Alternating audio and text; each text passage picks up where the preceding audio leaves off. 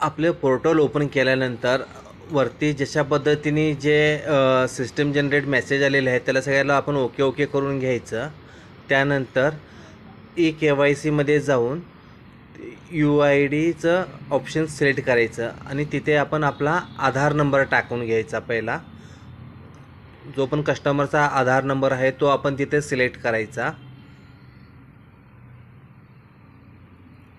Select केल्यानंतर अशा पद्धतीने KYCसाठी एक कॅप्चरसाठी विंडो ओपन होते.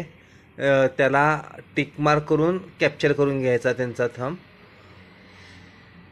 अशा पद्धतीने काही सिस्टम जनरेट मेसेज येतात त्याला सगळ्याला ओके ओके करायचं आणि थंब सिलेक्ट करून घ्यायचा, त्यांचा स्कॅन करून घ्यायचा. त्यांचा थंब प्रॉपर स्कॅन झाल्यानंतर समोर आपल्याला ही अशा पद्धतीने त्यांची विंडो ओपन होते. त्याच्यामध्ये आपण त्यांचे नाव वगैरे सगळं एकदाच बघून घ्यायचं आणि कंटिन्यू करायचं. कंटिन्यू केल्यानंतर वरच्या बाजूला टायटल पहिला सिलेक्ट करून घ्यायचं. मिस्टर, मिसेस, मॅरिड, अनमॅरिड जो कोण असते त्या पद्धतीने आपण ते टायटल सिलेक्ट करून घ्यायचं. मग ते रुरल आहे, अर्बन आहे ते बघायचं आणि बाकी मग त्यांचं name, middle name, first name वगैरे सगळं ऑटोमॅटिक तिथं आधारावरून सिंक झालेलं असतं. तिथं आपण मोबाईल नंबर टाकून घ्यायचा कस्टमरचा आणि बाकीचे जे काही डिटेल्स आहेत ते तिथं फिलअप करायचं. बाकीचं सगळं ऑटोमॅटिक सगळं आलेलं आहे आधारवरून. आता इथं कंटिन्यू करायचं. कंटिन्यू केल्यानंतर आता इथं वरती हा एरर आलेला आहे, BC mobile number not allow. आता मी माझंच करत आहे त्याच्यामुळे तिथे माझा नंबर घेणार नाही माझा, कारण की BC कोड असल्यामुळं. तुम्ही जर कस्टमरचा नंबर टाकला असेल तर तो पटकन होऊन जातो. आता मी इथं नंबर चेंज करतो, माझ्या घरातल्या कोणाचा तरी नंबर टाकेन मी तिथे आणि कंटिन्यू केलं की होऊन जाईल. आता हे अशा पद्धतीने इथे फॉर्म ओपन झालेला आहे. पुढे इथे फादर नेम आणि स्पाउस नेम आहे. आपण आपल्या फादर नेम इथं टाकायचं आहे, फादर नेम सिलेक्ट करायचं आहे. जर का मॅरिड जर का कोण लेडीज असेल तर स्पाउस नेम टाकून ते सिलेक्ट करायचं आणि आईंचं नाव टाकायचं आहे. त्यानंतर ऑक्युपेशनमध्ये इथे खूप सारे ऑप्शन्स आहेत. हे सिलेक्ट करताना सर्वांनी व्यवस्थित काळजीपूर्वक सगळे एक एकदा बघून घ्या.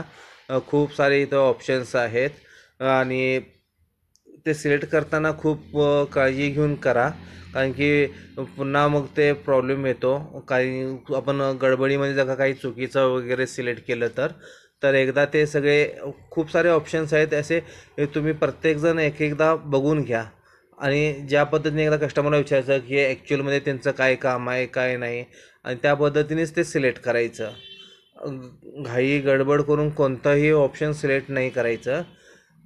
खूप सारे पर्याय आहेत स्टुडंटचे, परत डॉक्टर, लॉयर, हे सर्वांनी एकदा व्यवस्थित बघून घ्या.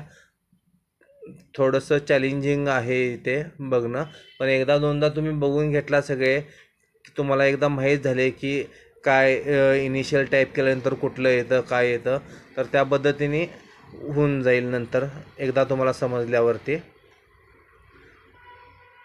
फक्त असं काही पण सिलेक्ट न करता एकदा व्यवस्थित बघून मग ते प्रॉपर किंवा मग त्याच्या रिलेटेडच जे काय आहे ते सिलेक्ट करत जावा. आणि ते सिलेक्ट करून घेतल्यानंतर मग पुढे आहे कास्ट कॅटेगरी. त्यामध्ये BC आहे, जनरल, मॅरिड आहे, अनमॅरिड आहे. त्यानंतर नॉमिनी नेम कस्टमरला विचारून टाका. वडिलांचं टाकायचं आहे, आईचं टाकायचं आहे, वाईफचं टाकायचं आहे. मग त्यांचं नॉमिनी टायटल येईल. मग तो टायटल सिलेक्ट करायचा आहे आणि रिलेशन सिलेक्ट करायचं. टायटल सिलेक्ट केल्यानंतर त्यानंतर नॉमिनीची बर्थ डेट सिलेक्ट करायची. नॉमिनीची बर्थ डेट आपण टाकल्यानंतर ॲड्रेस शॉर्टमध्ये जरी टाकलं तरी चालेल, जसं की सांगली, कोल्हापूर किंवा आणि काही असेल गावाचं नाव वगैरे पूर्ण टाकायची काही गरज नाही. आणि पॅन कार्ड असेल तर पॅन नंबर टाकून घ्यायचा. पॅन कार्ड सिलेक्ट करून पॅन नंबर टाकायचा. जर का पॅन कार्ड जर का नसेल तर नो पॅनचं ऑप्शन सिलेक्ट करून फॉर्म 16 ते फिलअप करावं लागेल नंतर.